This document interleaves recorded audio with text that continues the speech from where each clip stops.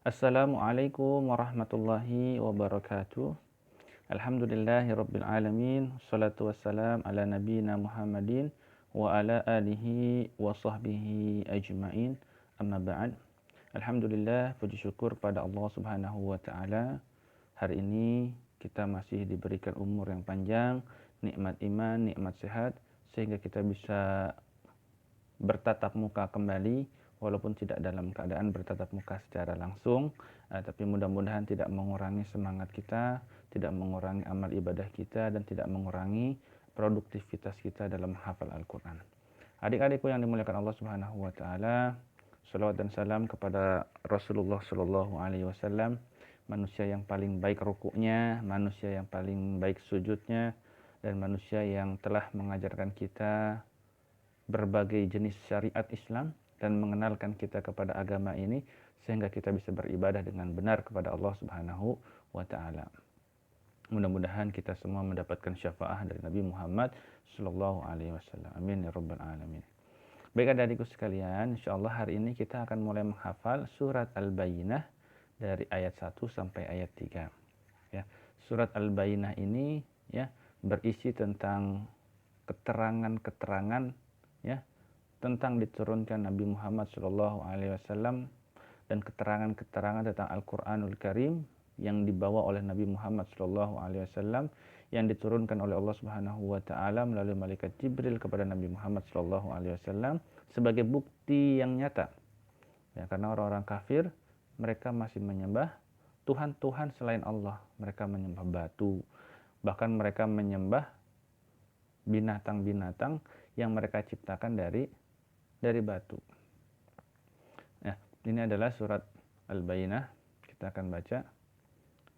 Mari sama-sama kita baca dulu suratul Fatihah ya. A'udzu billahi minasy syaithanir rajim. Bismillahirrahmanirrahim. Alhamdulillahi rabbil alamin. Ar-Rahmanir Rahim. Maliki yaumiddin. Iyyaka na'budu wa iyyaka nasta'in. Ihdinas siratal mustaqim. Siratal ladzina an'amta 'alaihim ghairil maghdubi 'alaihim waladdallin. Amin. A'udzu billahi minasy syaithanir rajim. Bismillahirrahmanirrahim.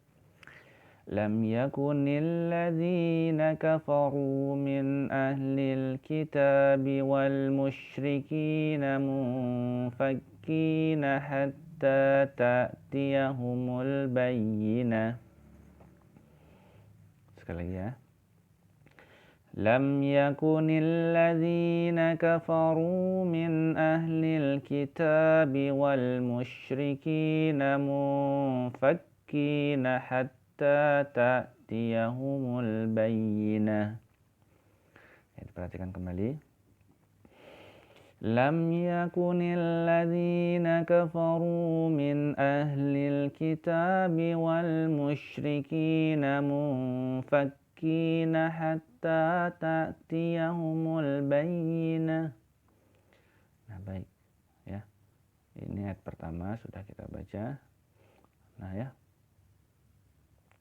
Orang-orang kafir yakni ahli kitab dan orang-orang musyrik mengatakan bahwa mereka tidak akan meninggalkan agamanya sebelum datang kepada mereka bukti yang nyata. Ya, mereka tidak akan beriman sebelum datang bukti yang nyata. Ya, sama sebagaimana orang-orang sekarang ya. Mereka tidak percaya bahwa Allah Subhanahu wa taala menurunkan semua jenis obat pada semua penyakit, tapi orang-orang sekarang lebih meyakini ya obat dari medis dibandingkan obat dari Allah Subhanahu wa taala. Padahal Allah menciptakan penyakit, pasti Allah juga menurunkan obatnya ya. Bahkan hanya dengan air putih saja kalau Allah berkehendak maka itu bisa menjadi obat. Sebagaimana kita lihat ya banyak sekali ya Allah Subhanahu wa taala memberikan wasilah perantara kesembuhan pada orang-orang soleh yang hanya dibacakan air minum saja, yang dibacakan suratul Fatihah pada air, lalu diusapkan kepada yang sakit, maka dengan izin Allah, biiznillah, maka penyakit itu hilang dan sembuh ya.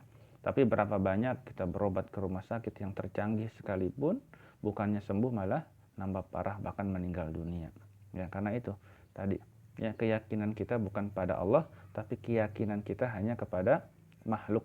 Padahal makhluk itu adalah ciptaan Allah. Baik, kita lanjut ayat yang kedua ya. Rasulun minallahi yatlu suhufan mutahharah.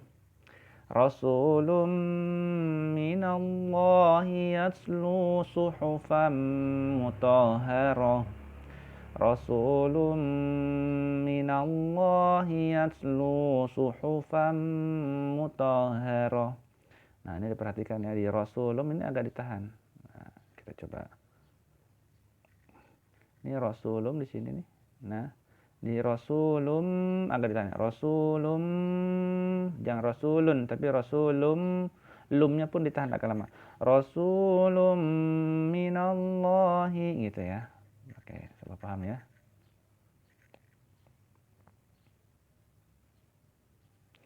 Minallahi gitu ya. Rasulun minallahi yatlu suhufan mutahharah.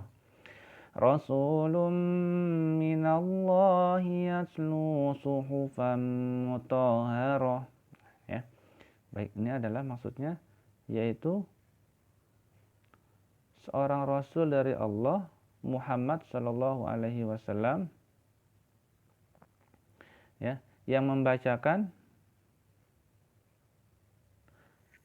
lembaran-lembaran yang disucikan, yaitu Al-Qur'an.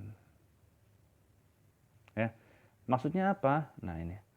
Dalam tafsir Jalalain, Allah Subhanahu wa taala berfirman di surat Al-Baqarah ayat kedua, yang dimaksud dengan lembaran-lembaran yang disucikan ini adalah yaitu lafal ayat menjadi badal dari lafal Al-Bayyinah, yang dimaksud adalah Nabi Muhammad SAW yang membacakan lembaran-lembaran yang disucikan dari segala bentuk kebatilan.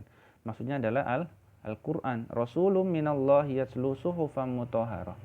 Ya, Al-Quran ini sebenarnya adalah penyempurna ya daripada ajaran-ajaran ataupun kitab-kitab suci sebelumnya yang diturunkan sebelum Nabi Muhammad. Sebenarnya mereka sudah paham Injil, ya Alkitab. Mereka sudah paham Taurat, ya lembaran-lembaran yang diberikan kepada Nabi Musa, ya.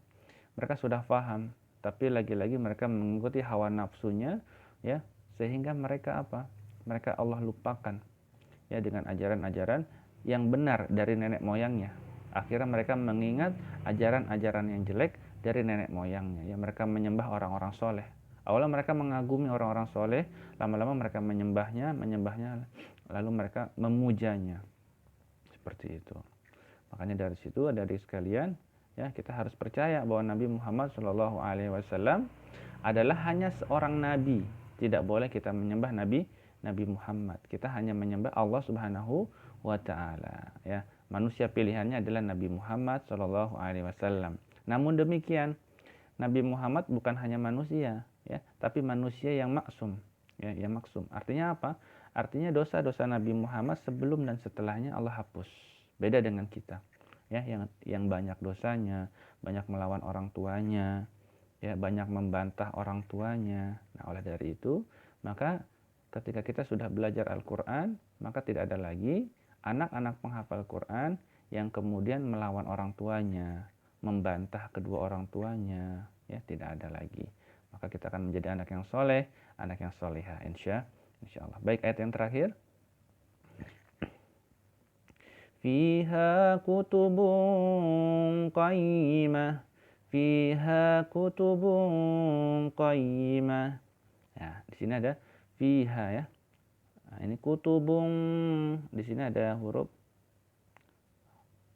ya, dhammah tain bertemu huruf qaf, maka kita baca ikhfa atau samar, ya. Kutubun, fiha kutubun qayyimah, gitu ya. Baik, insyaallah paham ya. Itu saja mungkin pembelajaran tahsinnya. Lalu ayat ketiga maksudnya adalah di dalamnya terdapat kitab-kitab yang lurus, ya. Hukum-hukum yang dituliskan sebelum Al-Qur'an pun termaktub dalam Al-Qur'an, ya. Misalnya apa? Kitab yang diturunkan kepada Nabi Isa termaktub dalam Al-Qur'an. Kitab yang diturunkan kepada Nabi Musa termaktub dalam Al-Qur'an. Pada nabi-nabi sebelumnya termaktub dalam Al-Qur'an, ya. Maka dari itu kita harus beriman kepada Al-Qur'an, salah satu dari mukjizat ya yang diberikan kepada Nabi Muhammad sallallahu alaihi wasallam. Baik adik-adikku semua yang dimuliakan Allah Subhanahu wa taala, kiranya demikian saja materi kita pada hari ini. Mudah-mudahan Allah Subhanahu wa taala memberikan hidayah, ya, memberikan taufik kepada kita semua sehingga kita bisa mengamalkan Al-Qur'an dengan baik dan benar. Kita cukupkan dengan doa kafaratul majlis. Subhanakallahumma wa bihamdika asyhadu an la ilaha illa anta astaghfiruka wa atubu ilaik. Wabillahi taufiq wal hidayah. Wassalamualaikum warahmatullahi wabarakatuh.